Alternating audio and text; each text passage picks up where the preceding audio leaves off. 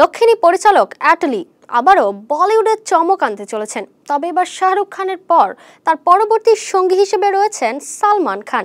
জওয়ান ছবির পর অ্যাটলি এখন সালমানকে নিয়ে একটি নতুন মহাকাব্যিক ছবি A6 পরিচালনা করতে যাচ্ছেন।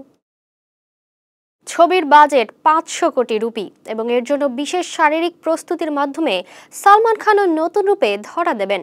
এমনকি শোনা যাচ্ছে রজনীকান্তেরও উপস্থিতি থাকতে পারে এই ছবিতে, যা ভারতীয় সিনেমার ইতিহাসে নতুন দিগন্ত উন্মোচন করবে।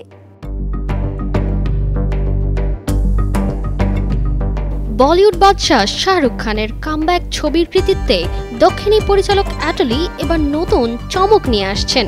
এবার সালমান খানকে নিয়ে কাজ শুরু করতে যাচ্ছেন অ্যাটলি। A6 নামের এই নতুন ছবিটি নিয়ে বলিউডে চলছে উত্তেজনা। অ্যাটলি নিজেই জানিয়েছেন A6 হবে সালমান খানের ভক্তদের জন্য একটি বিশেষ ছবি। ছবিটি হবে একটি ভিন্নধর্মী পিরিয়ড ড্রামা, যেখানে পুনর্জন্মের গল্প তুলে ধরা হবে। এর জন্য পরিচালক পরিকল্পনা করছেন এমন এক অজানা অনন্য জগৎ তৈরি করার, যা আগে কখনো ভারতীয় সিনেমায় দেখা যায়নি। ছবিটির বাজেট হবে 500 কোটি রুপি, যা নিশ্চিতভাবেই ভারতের সিনেমা জগতে একটি বড় মাইল ফলক হয়ে দাঁড়াবে। এদিকে শোনা যাচ্ছে সালমান খানের শারীরিক গঠনেও আসতে পারে পরিবর্তন, কারণ A6 ছবির জন্য তার নির্দিষ্ট শারীরিক প্রস্তুতি প্রয়োজন।